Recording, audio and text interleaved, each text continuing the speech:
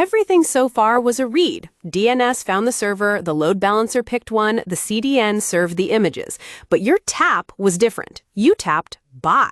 That is a right, an action that changes the world, spends real money, hands out a real car. You cannot let a request like that wander in and start changing things. It must be stopped at the door, checked, and escorted.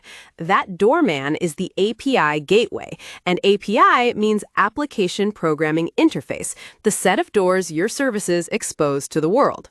Here is the world it guards. Behind the scenes, your game is not one program. It is many small services, each owning one job: player, payments, garage, inventory. This is the microservices style. Powerful, but it creates a messy question. Should the outside internet talk to each service directly? Absolutely not. That is like letting visitors climb into any room through any window. So we put one front desk before everything. Every outside request enters through that single door, the API gateway, and nothing reaches the services behind it without clearing the desk. Now the gateway does the jobs every service would otherwise repeat. Walk your buy request through. First, it asks, "Who are you?"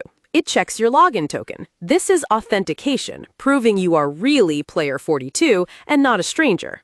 Next, it asks a different question. Are you allowed to do this? You are logged in, fine, but can you buy this car? This is authorization, and it is not the same as authentication. One proves who you are, the other decides what you may do.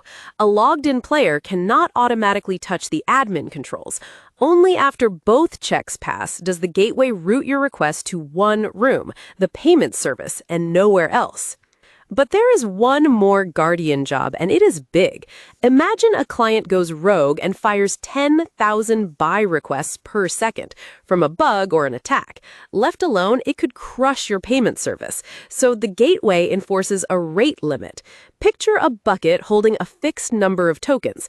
Every request must take one token to pass. The bucket refills slowly and steadily. At a sane pace, a token is always waiting. Flood it, the bucket runs dry, and extra requests are turned away until it refills.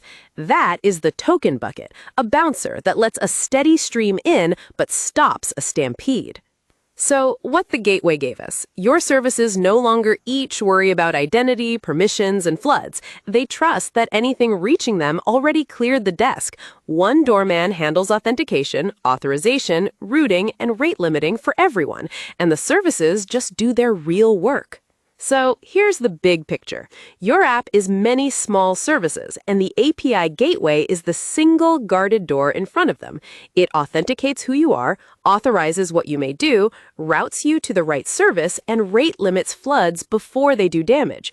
Your buy request is finally checked and let in, but the payment service now faces its own problem. Charging a card takes time, and you should not stare at a spinner while it happens. How does software do slow work without making you wait? That's next time. Queues and background workers.